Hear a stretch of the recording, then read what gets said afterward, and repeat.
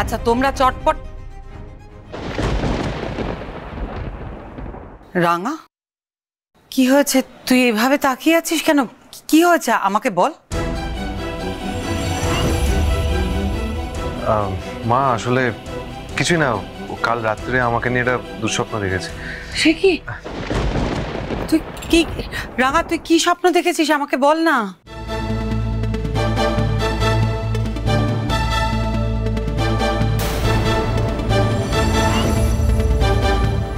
আসছি।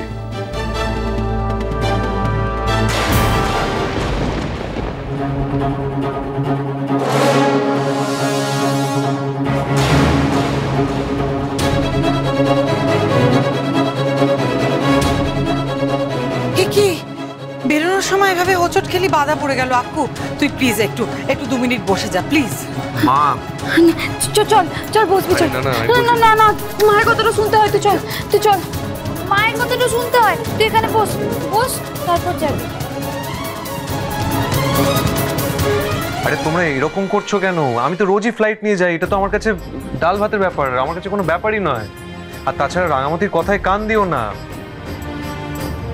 ওর স্বপ্ন দেখাটা কি এমন ব্যাপার? আর ওর মনের অবস্থা এই মুহূর্তে জটিল, ও কি ভাবছে কি বলছে কোনো ঠিক ঠিকানা নেই।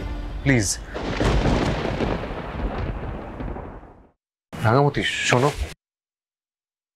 সারাক্ষণ ধরে ভেবে চলেছো যে উড়ানবাবুর বিপদ হবে, কিছু হয়ে যায়, সেই জন্যই হয়তো তুমি এসব উল্টোপাল্টা স্বপ্ন দেখছো।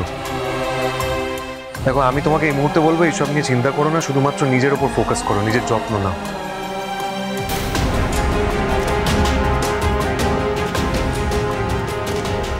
হ্যাঁ আমি যেটা বললাম সেটা মাথায় রেখো, কেমন?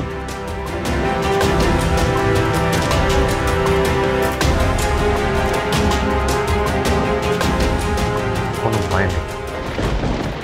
মা আমি আসছি। দুঃখ দুঃখ।